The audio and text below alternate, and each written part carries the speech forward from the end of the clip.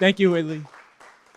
So, hello everyone. My name is Leo. I have to first apologize. I'm actually not a professor at Caltech. I wish. So, if you were excited to talk to me because I was a professor, sorry about that. But I am a postdoc there. I am in Richard Murray's lab. Been there. This is my third year now, doing bioengineering, so engineering bacteria for different applications. But first, I just sort of want to get a sense of everybody's background.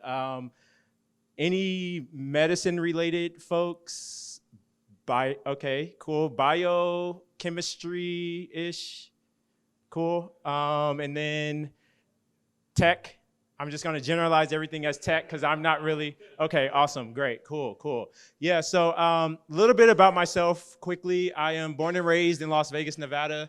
Graduated high school there in 2007, went to a small college, Hampton University in Virginia, ran track there, and then didn't know what I wanted to do, studied chemistry, wasn't sure about medicine, got into research, decided to apply to PhD programs, wanted to come back west and did my PhD at UC Riverside under Elisa Franco, who's now at UCLA.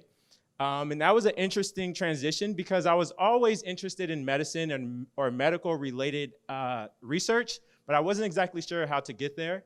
More specifically with dermatology. I was really interested in dermatology. And I met Elisa and she was doing really weird stuff.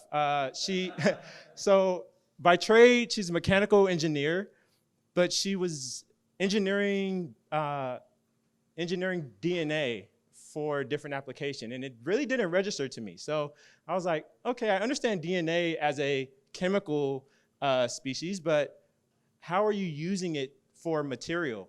Got involved with that work, and it ended up doing my thesis on DNA nanotechnology or DNA origami, which I'm not sure if any of you have heard about, but it's just like paper origami, but you're folding DNA into different shapes and things like that. So people have done really cool things, making smiley faces, making dolphins whose fin can move based on different inputs. I was working on DNA nanostructures, so nanotubes that I can grow and break automatically based on different signals from a synthetic oscillator. So my entire circuit and system and output was all DNA based. So the circuit would release a chemical signal that was a short strand of DNA. It would interact with the nanotubes and cause the nanotubes to break. And then we use other biomachinery that would degrade DNA or RNA and allow my nanotubes to grow. So this was an autonomous system. And the purpose of this, so when I started, I was like, okay, this is cool, but what is it used for? So the whole goal of what I was sort of trying to do was develop individual parts that can be used for a synthetic cell. So to take a step back, my research that I'm interested in is generalized as synthetic biology. And this can go in many different ways. So you can think of this as engineering a synthetic cell that can perform whatever function that you want. You have people that are engineering bacteria or engineering different mammalian systems. And the goal of my project was to recreate or mimic the cytoskeleton of our cells and hopefully be able to predict the movement of a synthetic cell using my microtubules. So if you think of these tubes as like the cytoskeleton or the physical structure of a cell, they can grow and stretch the cell out in one direction and shrink and grow and stretch the cell out in a different direction. And that would hopefully project the synthetic cell to do different function. So that was my PhD work. And then I decided to get closer to medicine. So now I'm engineering bacteria, engineering E. coli, for example, for gut microbiome purposes or skin microbiome applications. So the work that I do now, two main general goals. The first is, can we use the components of biology that we know, such as the promoters and ribosome binding sites and and coding sequences. These things you don't really have to know what they mean, but a bunch of modular parts, or hopefully they're modular, that we can assemble them in an ordered manner that we can predict their function. It's pretty similar to electrical engineering. We have a bunch of different components. We have our resistors, we have our power supply. I don't really know much else besides that. But right, we can connect all these things and we can predict the function of whatever it is that we're designing and building, right? And you can build really complex structures such as computers and cars and cell phones, right? You can make them really big or really small. And that's the goal of, one of the many goals of synthetic biology. Can we use the components that we know in a predictable way, construct them in a manner so that we can get output or function that is useful to society?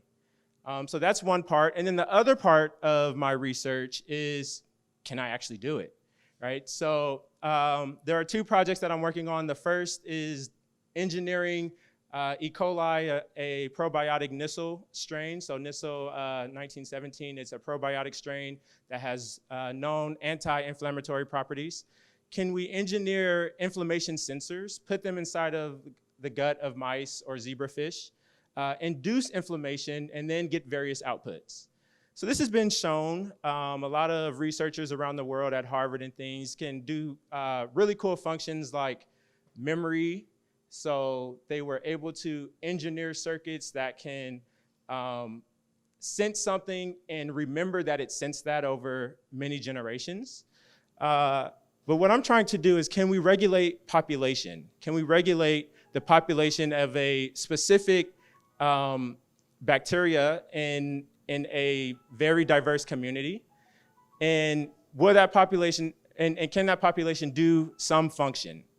So that function could be anti-inflammatory proteins or whatever else that we want to do, right? So you could think that this is pretty complicated, because biology, by nature, doesn't want to be regulated, right? Or it doesn't want us to regulate it. It regulates itself perfectly fine, many, many different ways. But the tough part is, as an engineer, how can I design a biological system and regulate it properly? So these are some of the struggles that I'm dealing with constantly. Actually, I'm going back to lab after this and trying to figure some things out. But yeah, so that's what I do for the most part. So that's one project. And then another project is actually really, really cool, and is more along the lines of what I'm interested in. And it's, can we engineer bacteria on the skin that can sense a wound, decide if it's chronic or acute. So acute is the normal wound healing process. Chronic is when it gets stuck in one of the phases that it's not supposed to be stuck in. And if it senses that it's chronic, can it then switch or release some signal to switch the wound healing process so that it's no longer chronic and that it is acute? So if you think about all of the concepts or all of the theory that goes into that, and maybe a lot of you technical folks might know better, but this requires a lot of control theory, right? Being able to sense inputs, do a bunch of functions inside, and then have some output. And that output could either positively feedback or negatively feedback onto the system and hopefully do some cool things. And when we're talking about a very dynamic system such as wound healing, right, it's super complicated. So many different cells that are involved, releasing so many different signals, sensing so many different signals. Can we use the microbial community that is on our skin to help improve on current medicine? So that's generally what I do. I didn't really get into too many details, but I hope that was a general enough overview to maybe prompt some questions and keep the conversation going. And yeah, I could dive deeper into it, but I don't want to bore you with a bunch of details. But if that's what you like, please feel free to ask. Yes. In that cytoskeleton, how do you actually program these bacteria to actually behave? Because is it down to like creating nanorobots, or how does it, what stimulates it, and what causes it to react and not react? Yeah, so nanorobots is a great way of looking at it. But if you think about the core of how we all interact, it's all based on chemical signals, right? So in the work that I do using E. coli, we're just using quorum sensing signals to communicate bacteria with other species within the community. So the cool thing about biology is that there's a lot of different mechanisms that have evolved that we can, if we understand them, we can take them and use them for our own application. So that's what I'm doing now. I'm using quorum sensing signals to act as an input into my circuit. And then that circuit performs a bunch of calculations and then releases some output. And that output can either be something, right, yeah, so, right, yep. Or it can be a motor, so to promote the flagella to move and turn on and to get them to do some chemotaxis, stuff like that. Yep. Yes. You mentioned part of the planning was, can I do it? Yeah. As the question of, should I do it come up? And are you doing some protection to avoid something escaping from the lab if you don't have it? Yeah, so those are the big questions. So can I do it is one question, and should I do it is a completely different question. And then another one is, do we need to do it?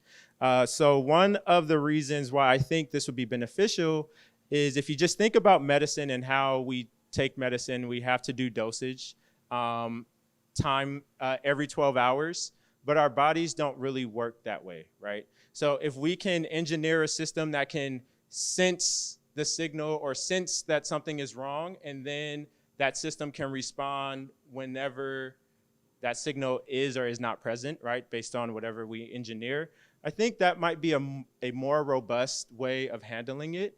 But then you lead, right, we come across these concerns about mutations and mutational escape, and if a mutation happens and then it gets out into the world, right, now we have to deal with something that's even scarier. So these are questions that we're thinking about. Luckily, I am not responsible for answering them right now, but I think generally as a synthetic biology community, right, we are responsible of making sure that if we do something, it's not going to be harmful.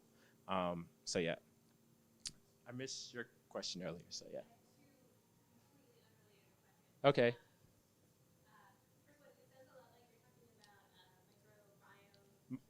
Yep, exactly.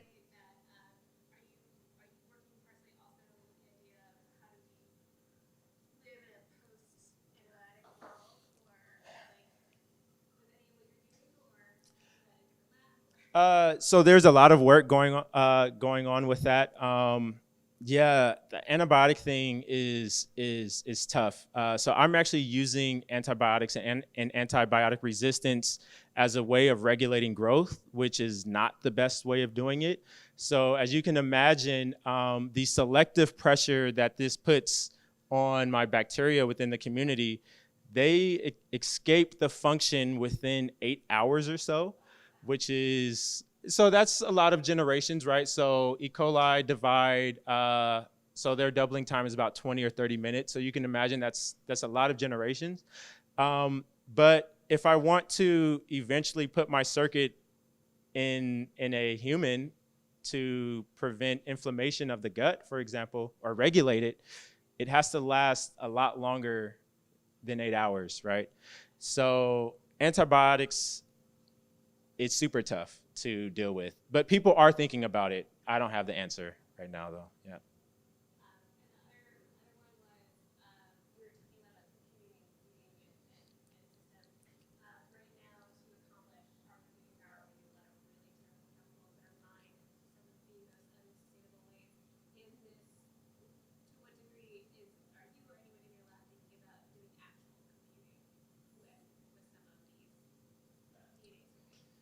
So when you say actual computing, do you mean computing for?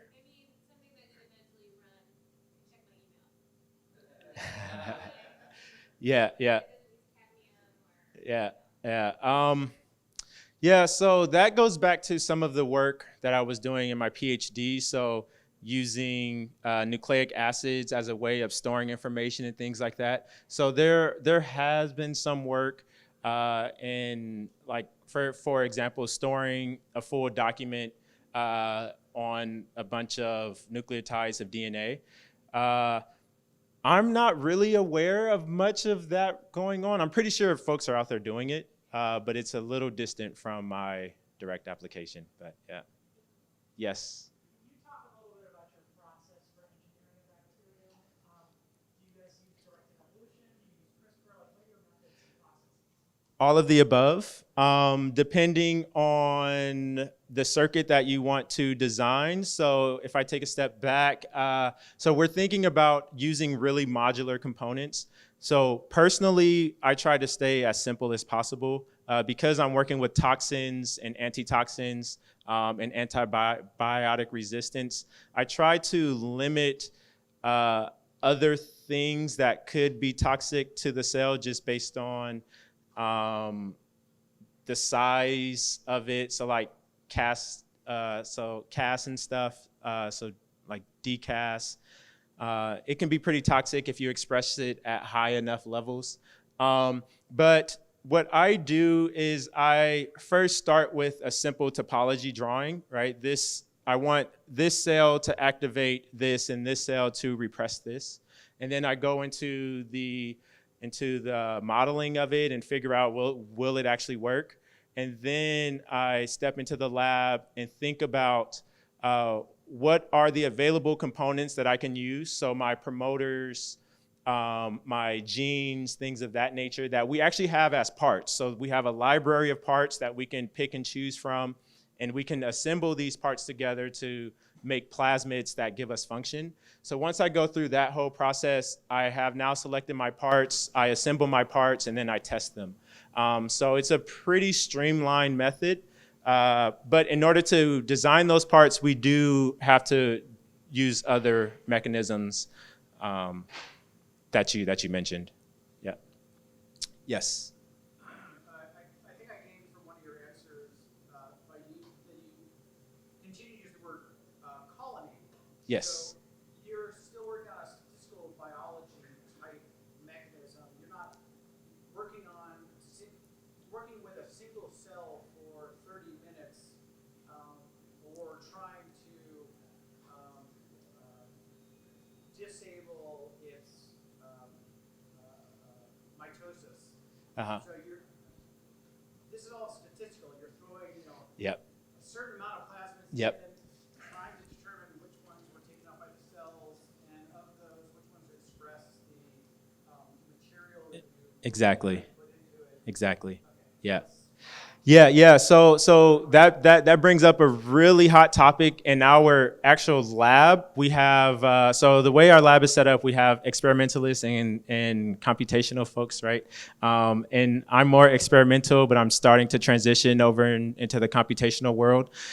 So the question that's being brought up is really about modeling systems in a deterministic manner or in a stochastic manner, meaning looking at total population or looking at single cell and seeing what's different between the randomness within a single cell versus the average of a population, right? So if I look at a single cell, I may realize that the number of proteins that are being expressed is either much higher or much lower versus if I take the average of the population.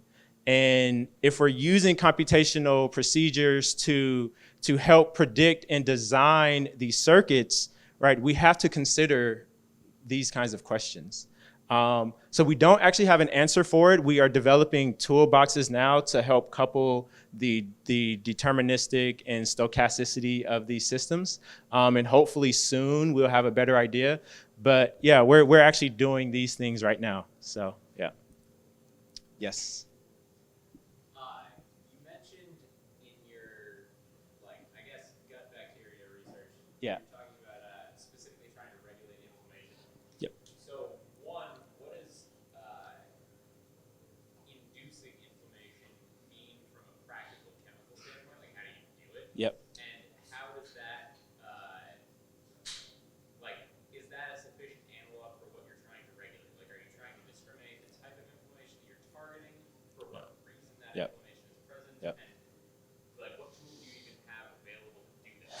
Yeah.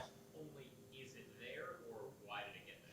Yeah, those are excellent questions. So the first, how do you do it? Well, there are known chemical pathways that induce inflammation in the gut of mice and zebrafish and things of that nature. So you can literally just take a chemical that you can buy from one of the stock companies and add it at some concentration, and you will see an inflammatory response within your environment. So from an engineering perspective, we're just looking at basic science kind of stuff. If we have inflammation and we know inflammation is there, one, can we sense it? Two, if we can sense it, can we process that information and how? And then once we figure out can we process that information, can we then act on it in some positive way or a negative way? So very generically, can we do it?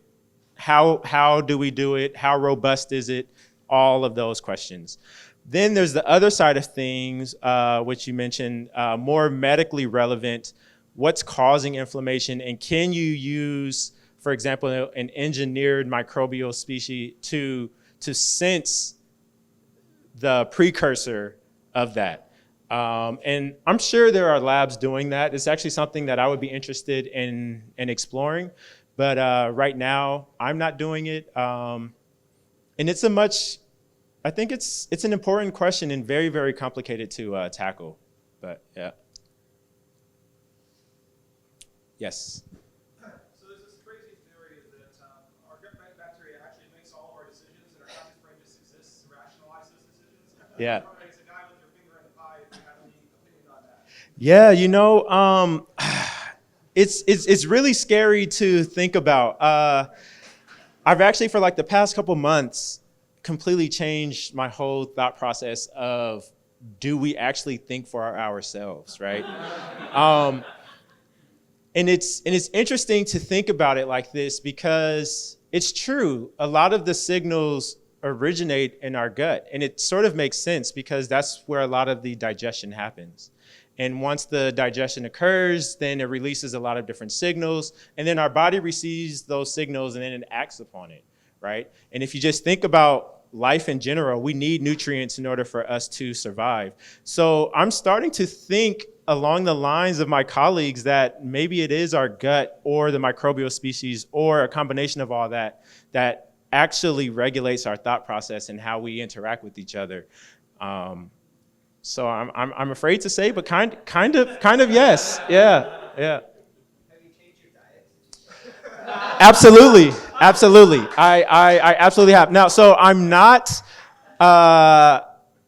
an expert in diet, but for example, I've been addicted to candy since I was younger, and like sugary drinks and stuff. And I'd say in the past year, I've slowly dwindled down on my sugar intake to where like now all I drink is water, and I would lie and say I hadn't had candy. I actually had a Three Musketeer today, but that was the first candy bar that I've had in probably 6 months or so. Just because now I'm more aware of just the general idea that whatever I intake is actually probably going to regulate. Have you done any like scientific experiments on what you eat versus how you eat? I haven't. Yeah. I don't think I want to use myself as a test subject, but yeah. Yes. So you have some projects where there's some goals to do something very beneficial to the body. Right. But if it is beneficial to our body, why hasn't natural selection already done it? Look at it from that perspective. That's another good question. Yeah, I'm not sure. So our body does a really good job naturally at regulating diseases like inflammation and stuff like that. But it is what seems to be the rare case of like chronic inflammation in the gut and chronic inflammation on the skin and things of that nature. Yeah, I'm not sure how to answer that question, but it's something to really think about. And so it looks like my time is ending, but I do want to say this, right? So my advisor, Richard Murray, is a traditional control theory guy.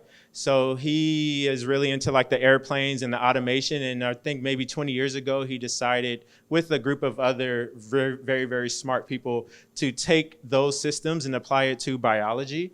And I'm pretty new in the field, maybe like 6 years old or so.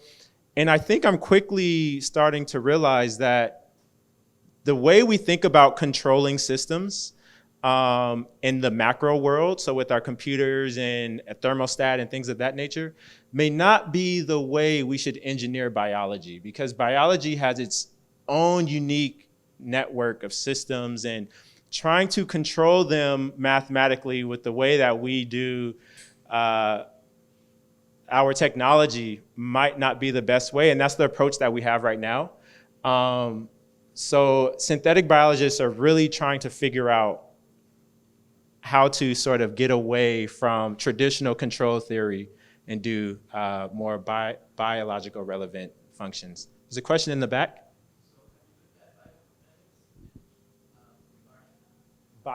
Biomimetics?